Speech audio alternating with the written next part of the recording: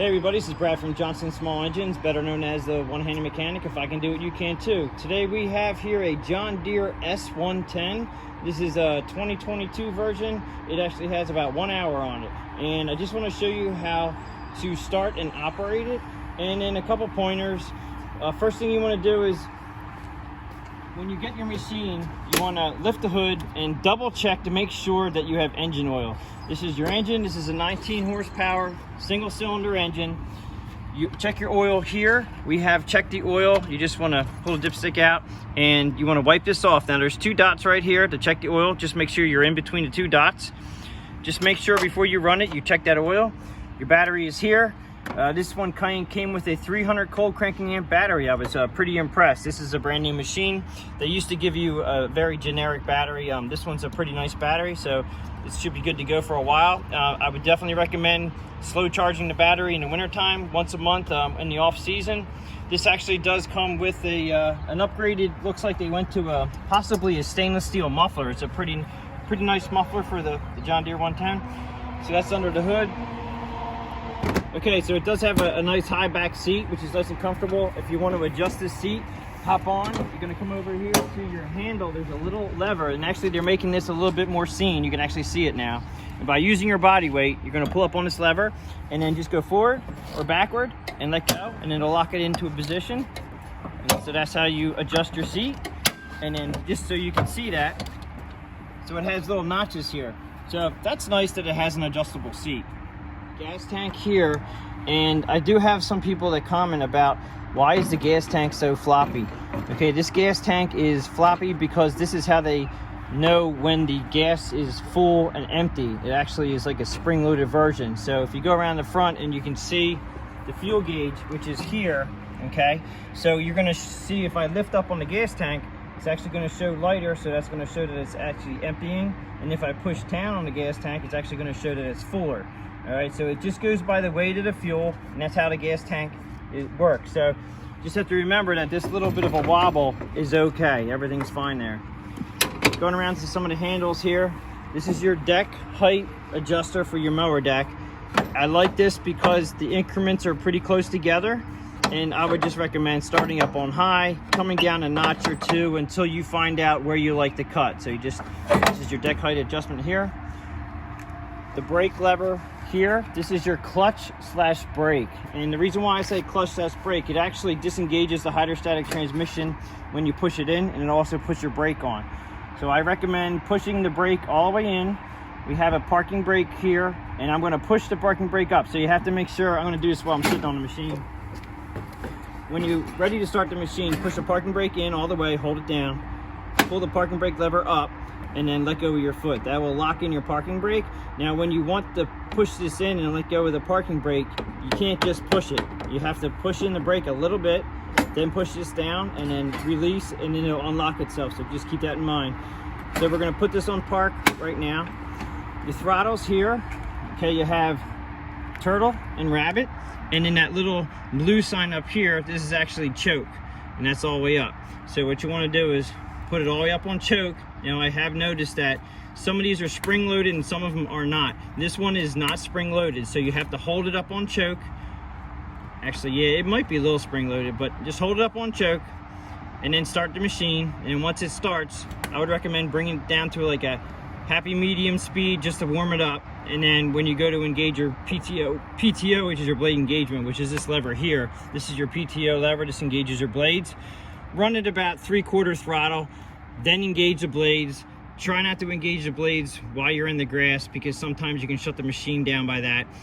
When you engage your blades, you're gonna flip the handle forward, and then once the machine is warmed up, you're gonna pull it all the way up to fast speed. There is a little indentation when this goes into fast, and that'll actually keep the throttle in the fast position. You don't wanna run it up on the choke position. This feels a little spring loaded, so it should come down to fast, but if it starts choking out, then you'll know it was a little bit up too far in the choke position. So you run it at full speed when you're cutting the grass, and then your ground speed is controlled by your feet pedals. But while we're on this side, okay, I'm gonna turn the PTO off. We have a yellow button here. This is the reverse cutout switch. And if you try to go in reverse without pushing this button, it will actually not, it'll shut the machine down. So you got to remember to push this. I'm going to show you how to operate that. Okay, we're going to come over to the other side of the machine. You have your two hydrostatically driven pedals here. Okay, so we have one for forward and one for reverse. Okay, so your forward pedal is here and your reverse pedal is here. Your ignition is here, and there are three different spots for this ignition here. You got lights on, and we'll check to see if the lights are on right now. The lights are on.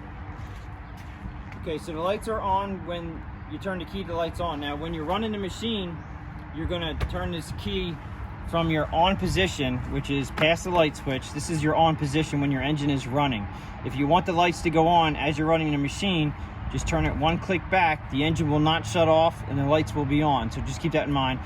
And then stop is here. So this one all the way to the right is your crank.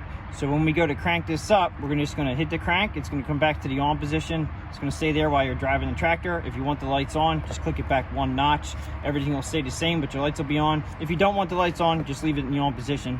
And obviously when you turn the machine off, you're gonna go to stop. Okay, now this does have an hour meter, and I was wrong about the 1 hour. It actually has 1.8 hours. I don't know 100% if you leave the key on by accident, if it's gonna run the hour meter up. Some of them did, some of them didn't. Just try not to leave your key on because you could drain your battery pretty quickly that way. Okay, so as far as starting the machine up, I'm gonna go ahead and start it now. Now just remember, after you start the machine, you wanna take your emergency brake off before the foot pedals will actually work, so you won't be able to go anywhere, because when you push the clutch in and you lock it in, which is the clutch/brake, it doesn't allow your pedals to actually work. All right, so, and then I'm gonna also show you the reverse button. So let me go ahead and fire it up. So we're gonna go ahead and put it up on choke. We're gonna start it up and bring it down off the choke right away. I used to like to leave them just warm up a little bit. Now I'm gonna take the brake off by pushing the brake pedal in, flipping your orange brake lever down, and then it's off. Now we are engaged to run the machine. We can go forward. And when you let the pedal off, it should come back to a neutral and slow you down or stop you. I'm on a slight incline right now, so when you let the pedal off, it pretty much comes to neutral. So you're going to go forward, let the pedal off. If you want to use your brake, go ahead and hit the brake on the left side. I recommend only using the brake if needed, and then if you want to get off the tractor, you lock the brake in. You can get off your tractor and pick up sticks, or if you got to do anything, you don't have to be. As long as your PTO lever is not on, as long as this lever here is not engaged, you should be able to put your parking brake on and get off the tractor. Now I'm going to show you to engage the blade. Take the brake off. We're going to lower the mower deck down a few notches here. And I'm going to engage it in slow just because so you can hear me. Now as far as reverse, you go forward. As soon as I hit the reverse pedal, it shuts off. What you have to do is plug it in, hit reverse, then you can let go of the pedal. And it goes reverse. You go forward again, you have to remember, hit the reverse pedal, push the button in, and then put the reverse, and then you can let go of the button. Now obviously you want to do that at full speed. That pretty much is how you operate the mower deck. Okay, I didn't show you the lights operating. Now it's rolling, we're on a little bit of an incline, so I definitely recommend before you get off the tractor, put the emergency brake on at all times when you get off the tractor. Then you don't have to worry about it creeping away on you. And as far as creeping away on you, I'm going to show you, there is one thing a lot of people miss, and I have had a lot of customers actually say they just got their machine off the truck and they can't go anywhere. All right, I'm going to show you that when you get off in the back of the tractor, it's kind of hard to explain, but if you get on the tractor and you go to start it and you go to run and you hit the forward pedal and it doesn't go anywhere, this is probably why. This is your transmission lock in and lock out. So if you want to push it, there's a little guy right here pushing the tractor, and it's showing this lever in the out position, which means you have to pull this lever out all the way. Now that will release the hydro transmission and you can push the tractor. So do not push the tractor when this is when this is in, because it's bad for your transmission. But when you do want to go and use the tractor, you have to make sure that this is all the way in. We've had a couple instances where people have gotten them brand new from the delivery from, you know, a box store, and they go to run the tractor and it won't move. And the reason being, they delivered it and they pushed it off the trailer with this out. So this is the hydrostatic transmission release, and when you push it, you want to make sure it's out, and when you go to run it, make sure it's in. So if you're having problems with it moving and it's a brand new machine, this is probably in the out position. But always make sure it's in the in position when you're running the machine. And also, if you guys need to order parts for your John Deere, you can always call up your John Deere dealer and say, I have an S110, but they may ask you for the serial number and the model number on your sticker. Now your sticker is above the left rear tire and it's on your frame. Okay, so this one here is a 1GXS110 EKNN, and then the serial number. This is what you need to give John Deere when you call them up, because they may ask you for that. And then also down here, a nice little feature is that it shows you when it was manufactured. So that's the date of when this machine was manufactured. Just a nice little thing to know. If you do need parts for your engine, you just lift up your hood. This is a 19 horsepower Briggs & Stratton engine, and you can go through Briggs & Stratton for parts. The model number is on your valve cover. Okay, so the model number is here. It's the model, type, and the code. And just so you know, the first 2 digits of this code is going to give you the year that the engine was made. And this engine was actually made in 2022. So the model, type, and code is what you need for if you're going to purchase any parts for your engine. You can still go through John Deere, but you can also go through Briggs & Stratton and pick up parts for this. So that pretty much sums it up for the tractor running and operation of it. If you have any questions or comments, please leave them below. If you like this video, please give it a thumbs up. Please subscribe, tell your friends about my channel, and I will catch you on the next one.